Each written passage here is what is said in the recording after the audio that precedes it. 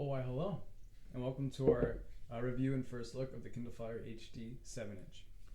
Now, Amazon this year updated their last Amazon Kindle with new HD 1280 by 800 resolution screen, and let's take a look around the outside. So in the front, we have a front-facing 1.3 megapixel camera, and there's no rear-facing camera. That seems to be a more popular trend among 7-inch tablets these days.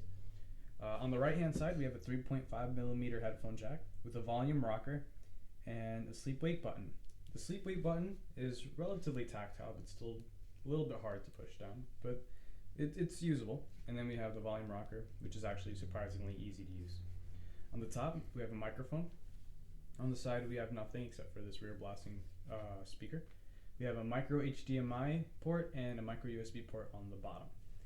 Now this tablet is a stereo speaker system, so there's two that fire at you when you hold this tablet in this way. So yeah, it's actually relatively good sound compared to other smaller tablets. And let's take a look around the operating system. So with the Kindle Fire, Amazon actually has a very small profit margin. So to kind of account for that, what they do is they have ads that show up on the lock screen. Now you can pay a $15 fee to opt out of these ads. We haven't in this case, so just to unlock it, this is the home screen. Now this tablet is running a version of Android 4.0 with Amazon's own skin overlay, and the processor is a TI OMAP 4466. That uses the A9 Cortex architecture, which actually is very similar to the A6 processor found in the iPhone. They both have the same core-based architecture, even though their actual design is very different. Apple did their own proprietary design for those, which made it a lot more user-friendly.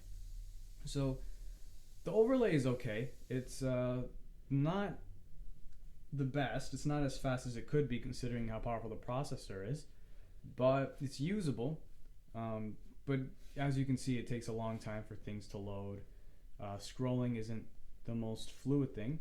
The screen is a 1280 by 800 resolution IPS panel, so it has excellent viewing angles, but we've kind of come to expect that with most tablets these days.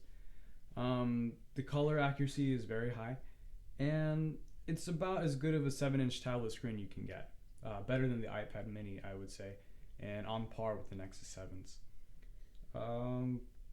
But again, any drawbacks to this tablet is purely from Amazon's own overlay skin. Personally, I'd prefer the Nexus 7's experience. Stock Android is a wonderful operating system, more so than any of these like companies' overlays like Samsung's TouchWiz or anything like that.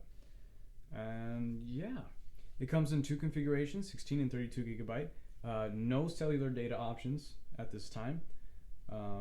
It starts at $199 for the 16 gigabyte and goes up to $249 for the 32 gigabyte. Sorry, and that actually should be everything.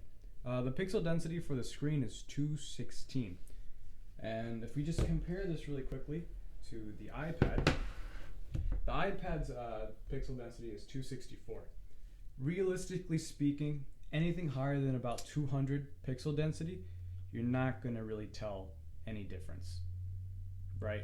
So a lot of these new 5-inch phones coming out with 1080p screens, to the regular human eye, it's very difficult to appreciate how much better that is than, let's say, the iPhone's 364 ppi, or even the iPad's 264. The iPhone has a 326 ppi, or even the iPad's 264 ppi, which by the way stands for pixels per inch. So yeah, the iPad by comparison is much more fluid experience. The scrolling is much faster.